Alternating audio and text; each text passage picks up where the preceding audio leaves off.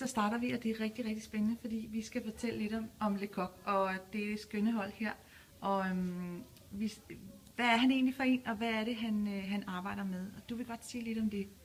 Ja, Le Coq han arbejder med kropslig erfaring frem for at tænke det intellektuelt. Ja, og så er der lidt mere, vi kan sige. Han vil meget gerne kun være en, der sådan, er der for at styre processen, men lade eleverne selv skabe processen. Okay. Og det bruger han blandt andet via negativer til, hvor der stort set hele tiden bliver sagt nej, og det skaber lidt elevernes kreativitet, og de lærer at fejle, og de prøver alle sammen igen og igen. Mm-hmm. Dermed er det altså fokus på processen, og ikke nødvendigvis på produktet. Okay, og I vil vise os en lille øvelse, som er hans øvelse. Yes. Og hvad går den ud på? I skal forestille jer, at I har et bånd mellem panderne, og det skal være lige langt hele vejen igennem.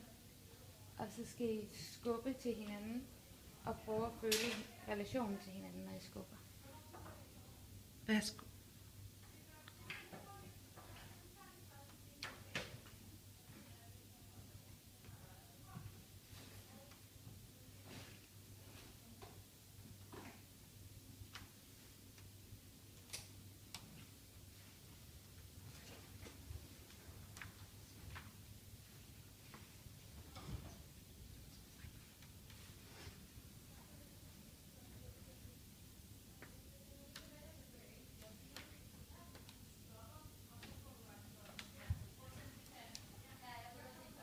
Tak for det. Hvordan var det? Jeg kunne mærke, at når jeg skubbet, hvor energien min lå i brystet. Det er bra. Ja, jeg synes faktisk, jeg kunne mærke det mest intens, når jeg blev skubbet. Altså sådan mærke din energi, der sådan kom imod mig. Vil I kunne overføre det her til en dramatisk scene, for eksempel? Det får vi jo se. Skal vi prøve at give jer nogle ord, I kan bruge? For eksempel, hvis I nu får 3 ord, og det er ja, og nej, og stop, og så laver samme øvelse igen.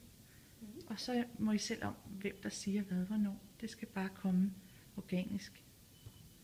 Værsgo. Jeg har et halvt minut.